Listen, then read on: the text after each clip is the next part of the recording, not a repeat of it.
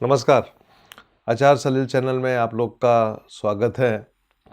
अभी पिछले हफ्ते मैंने एक वीडियो दिया था जिसमें 2023 में विभिन्न राशियों के लोगों पर क्या असर होगा, ये उसको राशि फल बोल दीजिए आप। तो आइए देखते हैं कि 1 जनवरी 2023 से क्या स्थितियां बनती हैं। कुंडली वही रहेगी जैसे मैंने 12 राशियों के बारे में बताया था। कन्या लग्न में तारीख बदल रही है, मतलब 31 दिसंबर 2022 को रात को 12 बजे जैसे ही एक तारीख लगेगी, कन्या लग्न लग जाएगा उस समय। और कन्या लग्न की जो डिग्री है वो 9 डिग्री का लग्न है, मतलब एक अच्छा लग्न है जिसमें हम बोलते हैं एक मजबूत लग्न। लेकिन यहाँ पे बुध वक्री है। सेकंड हाउस में केतु बैठा हुआ है। तीसरे घर में कोई ग्रह नहीं है। चौथे घर में सूर्य है। पांचवें घर में बुध, शुक्र और शनि, और बुध यहाँ पे वक्री है। छठे घर में कोई ग्रह नहीं है। सातवें घर में गुरु और चंद्रमा है। आठवें घर में राहु है और नवें घर में मंगल वक्री है। तो जब नववर्ष की कुंडली शुरू होती है इंग्लिश पैटर्न के हिसाब से, तो 2 ग्रह हमको वक्री मिलते हैं, बुध और मंगल। ये कुंडली फिक्स हो गई। तो देखिए 2023 में गुरु और चंद्रमा 7वें घर में बैठे हुए हैं। हालांकि डिग्री में काफ़ी फर्क है, लेकिन फिर भी ये एक गज केसरी योग जैसा बना रहे हैं। और ये गज केसरी योग का मतलब ये होता है कि भारत के लोगों को, देश के लोगों को कहीं ना कहीं जाके एक मान सम्मान वाली स्थिति मिलेगी। ये एक जनरल सी बात है। लेकिन मैं इस कुंडली को ध्यान से यदि देखूं तो पूरा 2023 जो है वो बुध की महादशा में मंगल के अंतर पे पूरा, आप ये देखिए, साल निकल जाता है। बुध की महादशा में मंगल का अंतर आप देखिए तो दिसंबर 2023 पूरा निकल जाता है। तो बुध और मंगल दोनों यहाँ पे वक्री हैं। मैं पहले ही बता चुका आपको। वक्री ग्रह जो होते हैं वो अनएक्सपेक्टेड गेन और अनएक्सपेक्टेड लॉस देते हैं। बुध यहाँ वक्री है। बुध लग्न और 10वें का स्वामी है।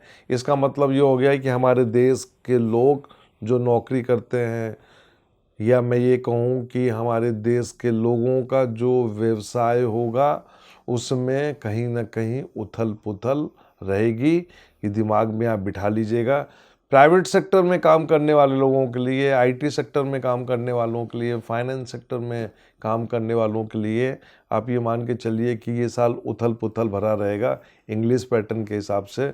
यदि कहीं कोई बचाव आएगा तो वो मैं आपको मार्च में बताऊंगा। बुध यहाँ पे वक्री है सूर्य के नक्षत्र में, और इसमें प्रभाव शनि का है। इसका मतलब ये बात बिल्कुल पक्की हो गई कि व्यवसाय को लेके 2023 का जो साल होगा वो काफ़ी उथल पुथल भरा रहेगा। इस कुंडली में मंगल वक्री है, और मंगल वक्री होने से मंगल इस कुंडली में तीसरे और 8वें घर का स्वामी है। तीसरा घर हमारा ओवरऑल बाहुबल होता है। हमारे आस पड़ोस के लोग होते हैं। आस पड़ोस के लोगों का मतलब हमारे मित्र देश जो है, भले हमारे दुश्मन देश हों, कोई भी हो, चाहे वो चाइना हो, पाकिस्तान हो, श्रीलंका हो, बांग्लादेश हो। तो यदि हम मंगल को देखें तो मंगल यहाँ पे वक्री होने से ये बताता है कि इंग्लिश पैटर्न के हिसाब से हमको थोड़ा सा अपने मित्रों से थोड़ा सा अलर्ट रहना चाहिए। मतलब यहाँ पे डिप्लोमेसी की बात हो गई कि हमें अपने डिप्लोमेसी पे थोड़ा सा ध्यान देना पड़ेगा भारत सरकार को। 5वें घर को देखूं तो बुध, शुक्र और शनि 5वें घर में बैठे हुए हैं। तो मैं ये बताना चाहता हूँ कि इस साल काफ़ी प्राकृतिक आपदाएं आएंगी। ध्यान से सुनिएगा। प्राकृतिक आपदाएं मतलब क्या है कि कहीं बारिश होगी, बाढ़ आएगी, कहीं भूकंप आएगा, काफ़ी लोग मरेंगे। और यहाँ पे एक रहस्य है, वो मैं आपको अपने अगले वीडियो में बताऊंगा कि मैं क्या बोलने वाला हूँ। तो ये प्राकृतिक आपदाएं होंगी। लेकिन एक चीज़ मैं आपको और बताना चाहता हूँ कि ये जो कॉम्बिनेशन है वो ये बताता है कि हमारे देश की जो पॉपुलेशन है वो थोड़ा सा 2023 में बढ़ेगी। मतलब इसका मतलब ये हुआ कि 2023 में कुछ पॉपुलेशन कंट्री की बढ़ रही है। वो परसेंटेज क्या होगा वो तो मैं नहीं बता सकता हूँ। इस साल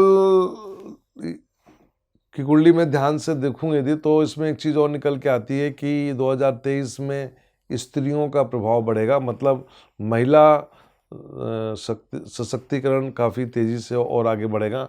यहाँ पे मैं सलाह देना चाहूँगा, पिछली वीडियो में भी सलाह दिया था कि हमें अपने बेटियों पे बहुत ध्यान देने की ज़रूरत है, क्योंकि जो हमारे देश में कांड हो रहे हैं वो बेटियों के हिसाब से देखा जाए तो अच्छे नहीं हैं। तो हम दुर्घटनाओं को रोक सकते हैं, क्योंकि शनि मंगल का जो कॉम्बिनेशन है ये बहुत क्लियर कट बता रहा है कि कहीं ना कहीं जाके इस प्रकार की घटनाएं काफ़ी तेज़ी से बढ़ेंगी और हमारी जो महिलाएं हैं उन पे काफ़ी, हालांकि महिला सशक्तिकरण होगा, काफ़ी पावरफुल होंगी महिलाएं, लेकिन कहीं ना कहीं घटनाओं की संख्या बढ़ेगी और अनाज जो होंगे वो महंगे होंगे। इसका मतलब हुआ गेहूं, चावल, दालें जो होंगी इनकी कीमतें काफ़ी तेज़ी से बढ़ेंगी। खासतौर से जनवरी से लेके मार्च अप्रैल तक इनके प्राइसेस काफ़ी बढ़ेंगे।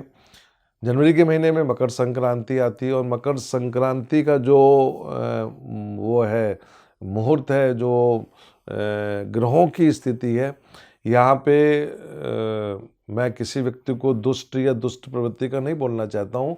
अपना आत्मचिंतन, आत्ममंथन करिए।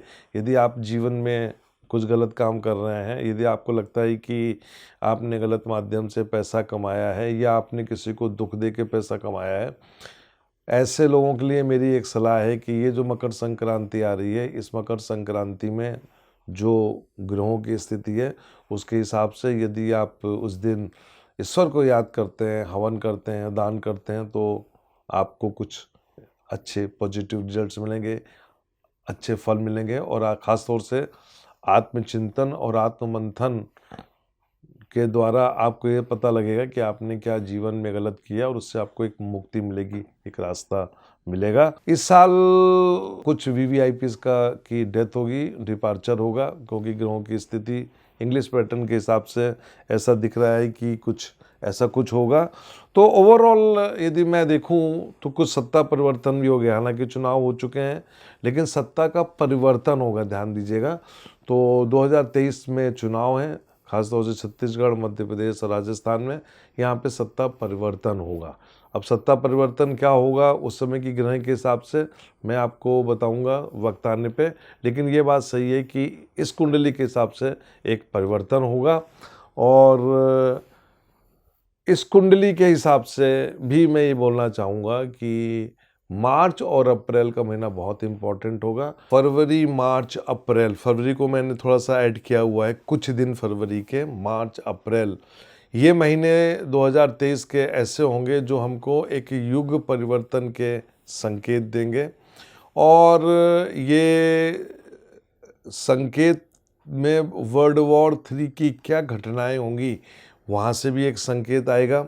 ये भविष्यवाणी जो मैं कर रहा हूँ ये मेरा अपना खुद का रिसर्च और मेरी गुरु से एक लंबी चर्चा के बाद ये मैं आपको बता रहा हूँ कि युग परिवर्तन का जो एक संकेत होगा वो हमको 2023 फरवरी का एंड, मार्च अप्रैल में काफ़ी कुछ नज़र आ जाएगा। मेरा अगला वीडियो आप ज़रूर देखिएगा, क्योंकि वो यहाँ पे इससे कनेक्टेड है और बहुत ही इम्पोर्टेंट वीडियो है, जिसमें मैंने बहुत चर्चा अपने गुरु से भी की है और जो मेरे क्रिया योग के गुरु रहे हैं मैंने उनसे भी काफ़ी चर्चा करी और उनकी इजाज़त भी ली मैंने, और इसके बाद उस वीडियो को मैंने बनाया है, उसको आप ज़रूर देखिएगा। तो ये है नववर्ष की कुंडली। ये पूरा साल ऐसा ही रहेगा, अव्यवस्थित सा साल रहेगा 2023, समस्याओं से भरा हुआ साल रहेगा 2023। लेकिन हमको एक संघर्ष करना है, क्योंकि यदि हमको आगे चल के एक सनातन परंपरा की तरफ जाना है, एक युग परिवर्तन की तरफ जाना है और एक नए जीवन की तरफ जाना है, तो कुछ कष्ट सहने में कोई बुराई नहीं है। मेरे ख्याल से मेरे फॉलोअर्स इससे काफ़ी कुछ समझ गए होंगे। मैं मार्च के महीने में आपको फर्स्ट वीक में आपको वीडियो दूंगा, जिसमें मैं आपको सनातन परंपरा के हिसाब से अगले 1 साल का भविष्यवाणी दूंगा, और उसमें मैं राशि के हिसाब से भी भविष्यवाणी दे दूंगा। नमस्कार।